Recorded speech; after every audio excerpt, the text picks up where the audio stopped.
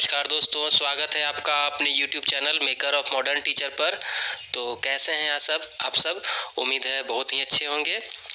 आज हम झारखंड डीएलएड के अंतर्गत पूछी जाने वाली प्राथमिक शिक्षक की परीक्षा में पहले विषय जिसका नाम है नवोदित भारतीय समाज में शिक्षा और शिक्षक, इसके पिछले वर्षों के प्रश्न पत्रों को देखेंगे।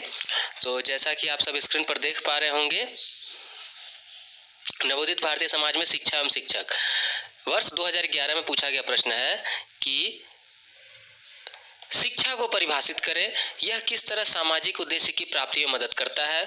दूसरा प्रश्न है शिक्षा में प्रकृतिवाद क्या है, शिक्षा के क्षेत्र में इसका क्या योगदान है।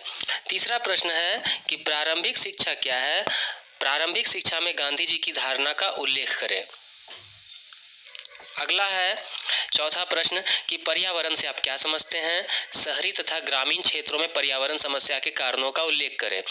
पांचवा है परंपरावादी और आधुनिक शिक्षा प्रणाली में भेद बताएं। छठा है धर्मनिरपेक्ष राज्य में शिक्षा के उद्देश्य का वर्णन करें, कहां तक इस उद्देश्य की प्राप्ति हो चुकी है। सातवां है शिक्षा के क्षेत्र में एनजीओ और सामाजिक संगठन के कार्यों का वर्णन करें।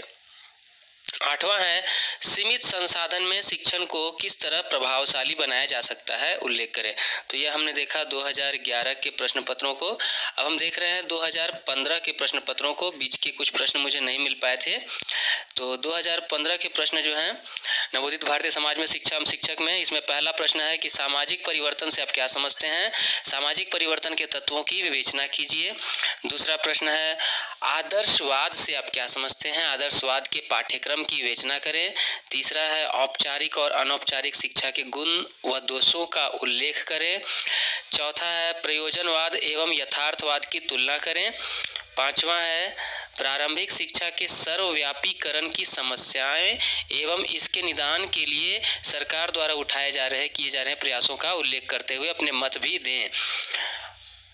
छठा प्रश्न है समाजवाद, प्रजातंत्र एवं धर्मनिरपेक्षता में शिक्षा की भूमिका का उल्लेख करें। सातवां प्रश्न है व्यक्ति एवं समाज के विकास में शिक्षा की भूमिका का उल्लेख करें। आठवां प्रश्न है निम्नलिखित में से दो पर टिप्पणी करें, प्रकृतिवाद या पर्यावरण शिक्षा व राष्ट्रीय एकता। देखिए, टिप्पणी वाले प्रश्न जो होते हैं यह कम शब्दों में यानी कि 1 से 1.5 पेज में इसका आंसर देना रहता है, लेकिन जो लॉन्ग क्वेश्चंस हैं उसके आंसर हमें लंबे लिखने होते हैं। वर्ष 2016 में पूछे गए नवोदित भारतीय समाज में शिक्षा व शिक्षक के सवाल। शिक्षा क्या है, शिक्षा की 5 परिभाषाएं लिखें। दूसरा प्रश्न है शिक्षा के वैयक्तिक उद्देश्यों का वर्णन करें। तीसरा प्रश्न है प्रकृतिवाद क्या है, प्रकृतिवाद एवं आदर्शवाद के बीच शैक्षिक अंतर का वर्णन करें। चौथा प्रश्न है रूसो के शैक्षिक विचारों का वर्णन करें। पांचवा प्रश्न है प्राथमिक विद्यालयों में पाठ्यक्रम में जनसंख्या शिक्षा के महत्व पर प्रकाश डालें। छठा प्रश्न है मूल्य आधारित शिक्षा से आप क्या समझते हैं, इसके उद्देश्य क्या है। सातवां प्रश्न है आपके विचार से अध्यापक शिक्षा के प्रशिक्षण महाविद्यालय में क्या क्या सुधार किए जाने चाहिए। आठवां प्रश्न है निम्नांकित में से किन्हीं दो पर टिप्पणी लिखें। ए औपचारिक शिक्षा, बी शिक्षा तथा साक्षरता, सी मानवाधिकार और डी राष्ट्रीय एकता। यहाँ हमें किसी भी दो का चयन करना होता है। वर्ष 2017 के सवाल मानव जीवन में शिक्षा के अर्थ एवं कार्यों की विवेचना कीजिए। समाज में विद्यालय का क्या स्थान है, उसके महत्व एवं आवश्यकता की विवेचना कीजिए। आदर्शवाद क्या है, इस शिक्षा में आदर्शवाद की योगदान की विवेचना कीजिए। देखिए ध्यान दीजिएगा, आदर्शवाद अभी तक 2 बार रिपीट हो चुका है। चौथा है बुनियादी शिक्षा की प्रमुख विशेषताओं का वर्णन करें। राष्ट्रीय एकता में कौन सी बाधाएं हैं, शिक्षा से इनको कैसे दूर करने में किस प्रकार सहायता हो सकती है। छठा है आधुनिक भारतीय शिक्षा में मैकाले की देन का वर्णन करें। देखिए यह सवाल अभी तक एक बार आया है, इसलिए इम्पोर्टेंट बनता है। सातवां है भारत में अध्यापक शिक्षा की कुछ प्रमुख समस्याओं का उल्लेख कीजिए और उसके समाधान के लिए सुझाव दीजिए। आठवां है निम्नलिखित में से किन्हीं दो पर टिप्पणी लिखें। शिक्षा के औपचारिक साधन, टैगोर के अनुसार शिक्षण विधि, मानव जीवन में शिक्षा का महत्व, किंडरगार्टन विद्यालय।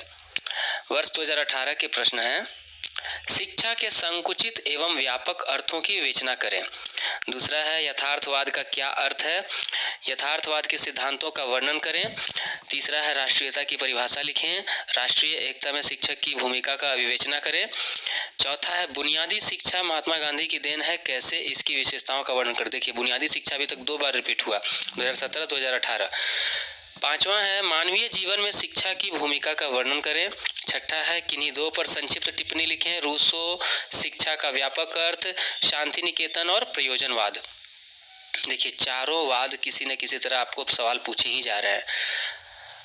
2020 में पूछे गए सवाल, 2019 का सवाल इसके बाद आपको दिखा दूंगा।